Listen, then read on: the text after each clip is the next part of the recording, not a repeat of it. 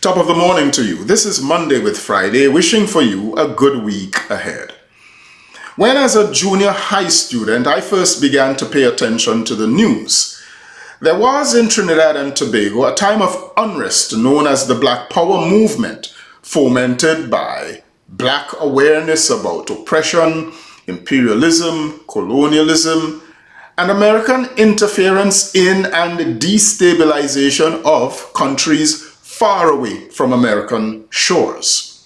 At the end of that decade, the 1970s, I went off to Jamaica to university and seminary. It was the year before the bloody election season wherein incumbent Michael Manley, Prime Minister, friend of Fidel Castro and proponent of socialism, faced candidate Edward Seaga, friend of America and proponent of capitalism.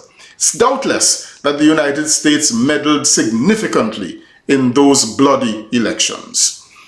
More than 2 decades later, I was leaving Jamaica for residence here in the United States. It was a choice more from necessity than desire. After all, it wasn't the first time that 5 green cards or a process toward them were delivered to my family, and we had turned those down several times before.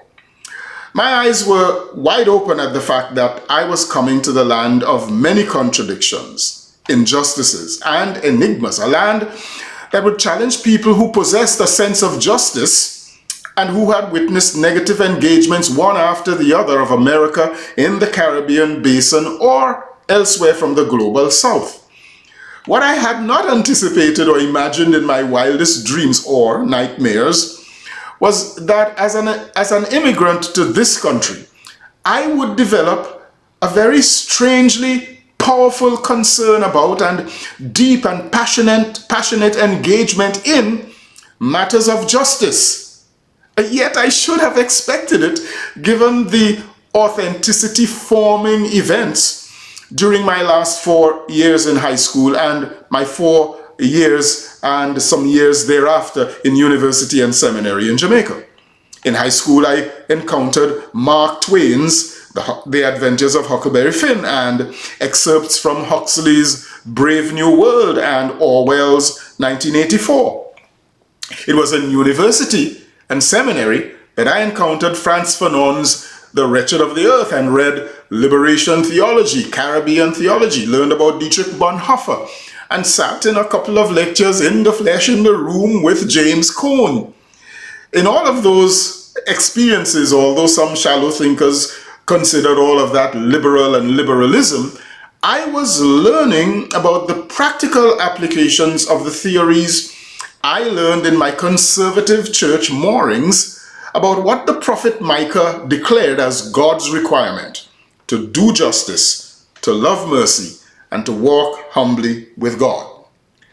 I find that if you're a Christian in America, formed in the ways I was in the Caribbean or elsewhere in the global south, or if you're a Christian in America, informed by the theology and observations of, say, James Cone, even if only from reading The Cross and the Lynching Tree, or informed by the writings of Robert P. Jones, even if you read only White Too Long, you cannot escape a sharpened ability to sense and bristle at injustice and at the hypocrisy, treachery, and betrayal of those others who call themselves Christians, who contribute to the injustice through their policy making or their votes or their failure to inform themselves adequately, thereby making themselves fodder for charlatans, liars, and deceivers.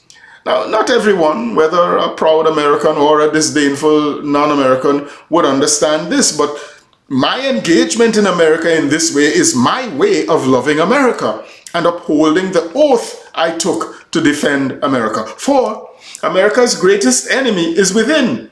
It is her own pridefulness, racism, supremacy, and blindness to so very many of her very many other faults. And remember, the FBI declared that America's greatest threat is her own local and homegrown terroristic tendencies from white terrorists.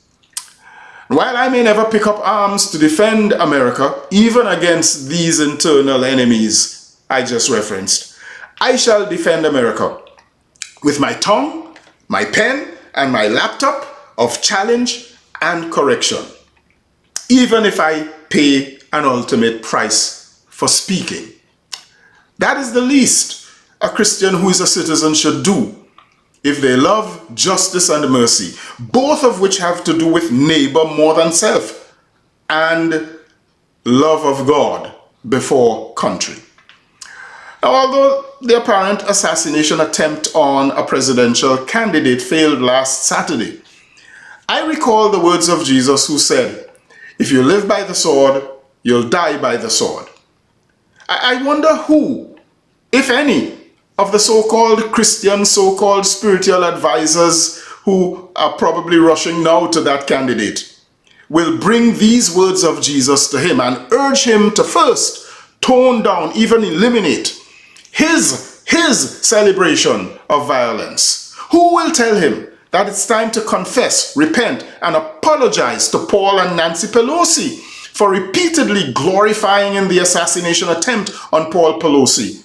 Or who will move him to confess and apologize to Mike Pence's family for goading people into chanting on January 6th, 4 years ago, "Hang Mike Pence"?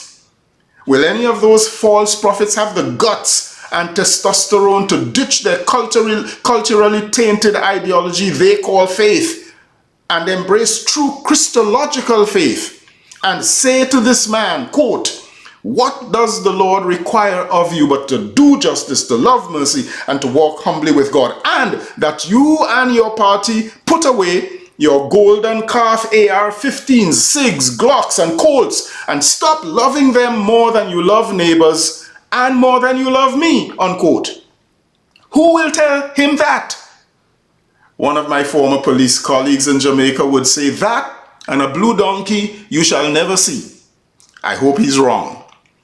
America has many problems. We are too intolerant, too unwelcoming, too dogmatic, too emotionally unintelligent, too full of false prophets, religious liars, charlatans, tricksters, political charlatans and deceivers, and too full of gullible, uninformed, and unwise recipients of all the garbage those people spew to be anywhere near the edge of the woods where we can see the light. As well, America is way more ungodly than many of us think we are, but we are too busy wrapped up in our white American and therefore fake Jesus to see that. I'm Michael Friday, and me and my big mouth hope that you will have a good week. I don't know if it will be America's week that will get better, but I'll see you again soon. Happy Monday, all the way to Friday.